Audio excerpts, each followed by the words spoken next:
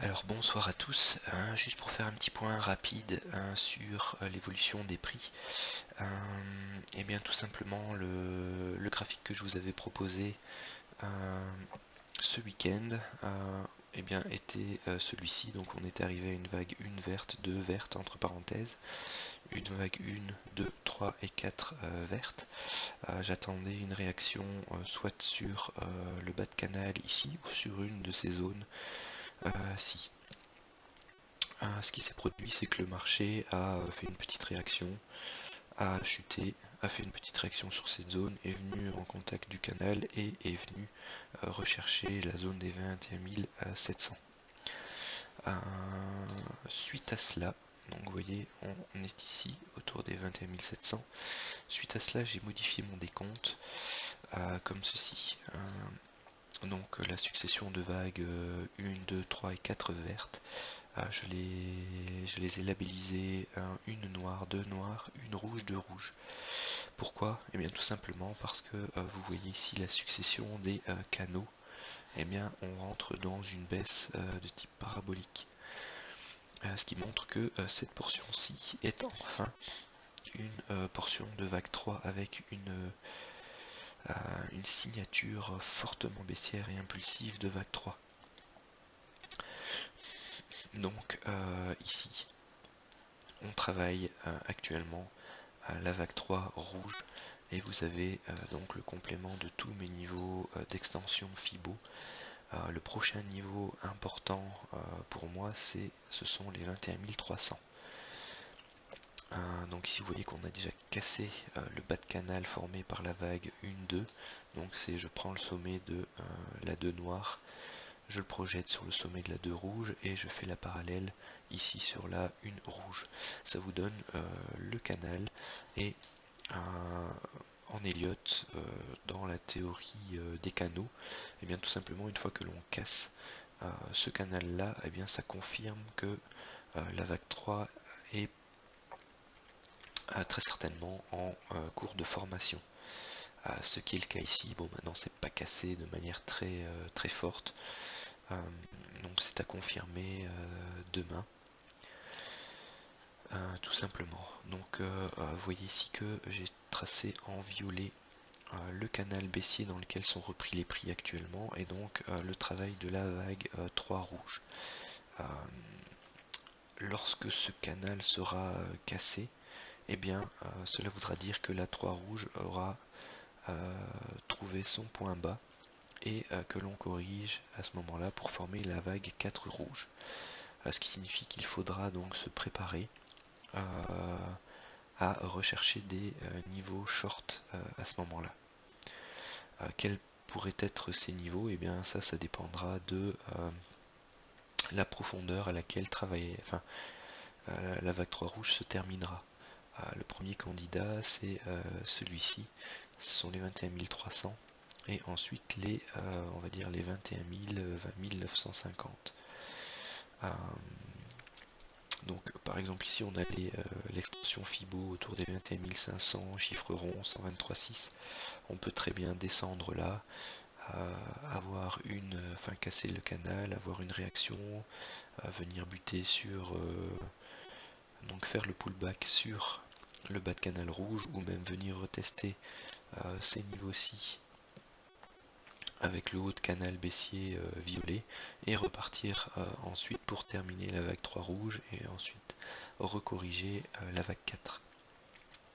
Remarquez aussi que pour l'instant par rapport à ce point bas là, celui-ci et celui-ci, eh bien il n'y a pas de divergence au niveau du RSI. Pour pouvoir prendre un achat correctif, eh bien j'attendrai une configuration où vous avez ici une divergence au niveau du RSI et un signal au niveau des chandeliers japonais sur un de mes niveaux. Bon, maintenant j'ai essayé de le travailler au rebond lundi, bon, étant pas régulièrement au niveau des écrans, et bien je me suis fait tout simplement avoir parce que au moment où je les prenais, je devais partir, je savais pas mettre ABE et puis ça partait dans l'autre sens et donc je me suis pris 2 stops, voire même 3 de mémoire. donc c'était pas une journée agréable. Mais bon, voilà.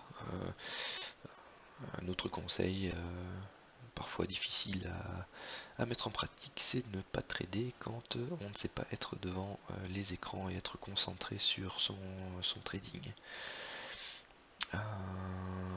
Une autre chose dont je voulais vous parler, c'était qu'ici donc vous voyez on a une configuration assez importante de succession de vagues 1, 2, 1, 2, 1, 2, 1, 2 et on commence seulement à prendre l'impulsion d'une vague 3.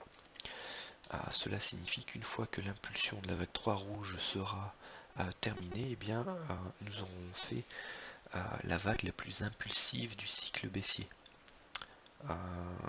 C'est-à-dire que nous allons commencer à faire une succession de corrections de vague 4. Et donc en Elliott, les vagues 4, donc il y a une alternance entre le type de vague correctrice entre la vague 2 et la vague 4. Lorsque la vague 2 est une vague correctrice, on va dire simple, donc en zigzag A, B, C, et bien la vague 4 est complexe, donc soit un triangle, soit un flat, soit une combinaison de différentes vagues correctrices. Et bien tout simplement la vague 2 rouge est un zigzag, la vague 2 noire est un zigzag, la vague 2 verte est un zigzag. Il n'y a que la vague 2 bleue qui est une combinaison de un zigzag, une correction ici, encore complexe même à l'intérieur, et ensuite donc vous avez un W, un X et un Y. Donc il n'y a que la vague 4 bleue où je m'attendrais à avoir une correction peut-être de type en zigzag, donc en A, B, C, qui retrace classiquement entre 50 et 61%. Maintenant, la vague 2 orange a retracé exactement 76,4, la 2 bleue un peu plus de 80%, la 2 verte, la 2 noire et la 2 rouge ont retracé 38,2. Donc vous voyez que ce sont des niveaux standards, mais qui dans certaines périodes ne sont pas forcément respectés. Le tout est de bien repérer ces différentes vagues et de tracer ces niveaux Fibo et d'analyser donc vraiment les signaux sur les niveaux Fibo. Peu importe qu'on soit sur le 38,2, sur le 50, 61,8. Si la structure de la vague n'est pas celle attendue, ou quelle est celle attendue mais sur un niveau Fibo qui n'est pas celui qu'on attendait, et bien pas de souci, on écoute ce que le marché nous dit et on le suit. Donc voilà, tout simplement, ici je m'attends donc, une fois que la vague 3 est finie, à avoir une succession de vagues complexes et donc des vagues qui peuvent latéraliser un certain temps. Donc des journées de trading un peu moins amusantes que les dernières qu'on a eues, si tant est qu'on pouvait être dans le bon sens. Voilà, je vous dis à demain et une bonne soirée.